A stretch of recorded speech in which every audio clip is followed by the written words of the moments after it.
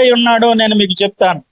యెహోషువపాతు ప్రతి సందర్భంలో కూడా తన విశ్వాసాన్ని ఆయన రూఢిగా బయలుపరుచుకున్నటువంటి వాడు. దేవుని యందలి విశ్వాసం కలిగినటువంటి వాడు, దేవుని యందు భయము భక్తి కలిగినటువంటి వాడు. అంతేకాదు, దేవుడు ఎందుకు సహాయం చేశాడో తెలుసా? ఆయన వేసేటువంటి ప్రతి అడుగులో యెహోషువపాతు దేవుణ్ణి అడిగి దేవుని దగ్గర నుండి సమాధానం తెచ్చుకునేటువంటి వాడు. యెహోషువపాతు రాజయ్యాడు. రాజైన తర్వాత ఎవరి మీదైనా సరే ఆయన యుద్ధానికి వెళ్ళాలి అని అంటే మొట్టమొదటిగా ఎవరి దగ్గరికి వెళ్ళేవాడో తెలుసా? దేవుడి దగ్గరికి వెళ్ళేవాడు. ప్రభువా, నేను ఈ రోజు యుద్ధానికి వెళ్ళాలి అని అనుకుంటున్నాను, నీవు నన్ను వెళ్ళమంటావా వద్దంటావా?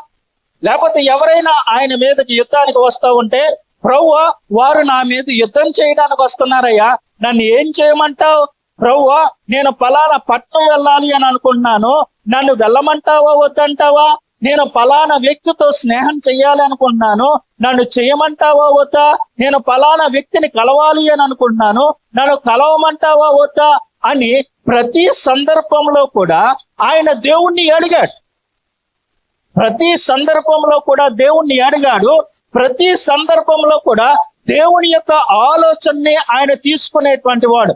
దేవుడు ఏది చెప్తే ఆ ప్రకారం నడిచేటువంటి గొప్ప ఆత్మీయ అనుభవం కలిగినటువంటి వాడు. కాబట్టి యెహోషువపాతుకి దేవుడు సహాయుడై ఉన్నాడు.